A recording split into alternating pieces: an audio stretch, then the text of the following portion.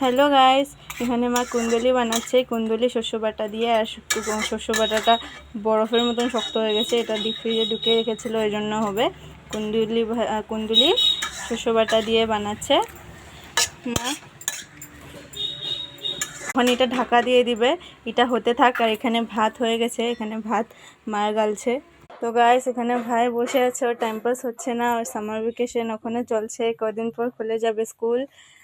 আর এখানে মা ঝাড়ু মারছে। এখন আমারও কলেজ খুলবে আগস্টের 1 তারিখ থেকে, আর 2 দিন আছে। তো এনজয় করে নিই, তারপরে তো পড়তেই লাগবে।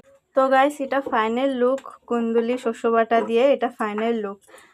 আর এখানে মাছ ভাজা হবে, মাছের মাথা দিয়ে। আজকে পটল আলু দিয়ে একটা তরকারি হবে। তো এখানে মাছের মাথাগুলো মা ভেজে নিচ্ছে। এটা পটল আলু দিয়ে একটা তরকারি হবে। এটা মাছের মাথাগুলো।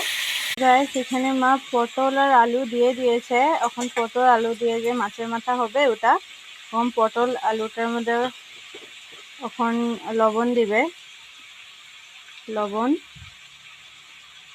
এখন হলুদ গুঁড়ো এটা মিক্স করবে। এখন এটাকে মিক্স করছে।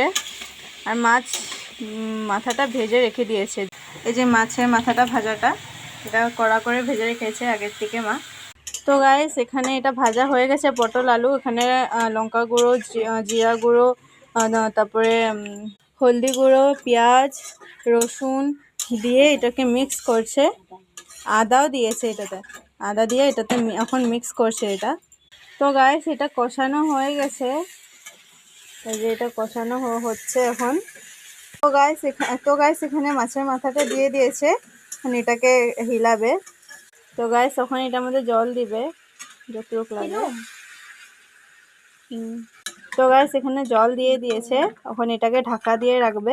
ফাইনাল লুক আমি দেখাবো তোমাদেরকে। তো গাইস, এখানে পটল আলু মাছের মাথা দিয়ে রান্না হয়ে গেছে।